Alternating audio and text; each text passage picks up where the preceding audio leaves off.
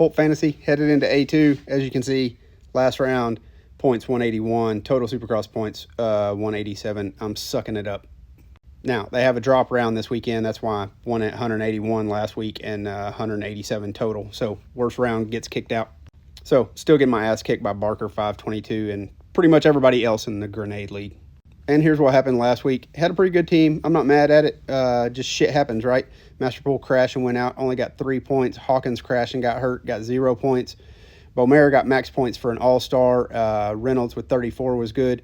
Justin Cooper had a so-so night. He didn't get max points, but I only lost 9 there. Then Savachi 36, Ferrandis 36, and Benny 30. So pretty solid, except for the guys that crashed and got hurt. Anyway, preliminary picks headed into A2. These will probably change, not even for sure if Drew's racing right. But I like to get a team in. That way, if I get busy on Saturday and some shit happens, I get some points. Went with Deegan as the all-star, 2 handicap, so anything on the podium, he gets max points. Went with Drew Adams. He'll be inside the top 10 if he's racing. I think he'd be in the top 10 regardless, but with Ryder D out, Styles out, Shimoda hurt, I don't see a way that Drew finishes outside the top 10 if he keeps it on 2 wheels. I mean, he beat Davies heads up several times last year, right? Davies is riding quite a bit better this year than he looked last year, but I still think Drew expects to be in that area. Went Hunter Yoder at a 4. He's been riding good, and then, like I said, with all these guys going out, should bump him up a couple of spots. Mosiman at a 2. Anything inside the top 12 gets double points for him, and even though it hadn't been a great year, Mosiman has the speed to run 3, 4, 5 in this class, so potential for a shitload of points for Mosiman if he puts it together.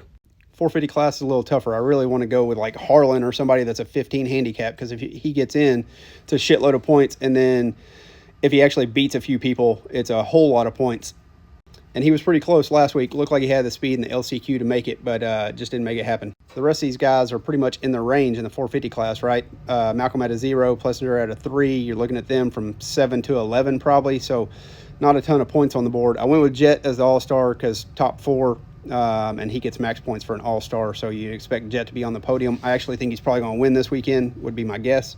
Then I went with Colt Nichols at a 9, which was also difficult because you got Nichols at a 9, Benny Bloss, I think, was a 9, Oldenburg, I think, was a 9, and then McElrath was a 7, and you expect all those guys to be right around each other, right? So it really just depends on who beats who.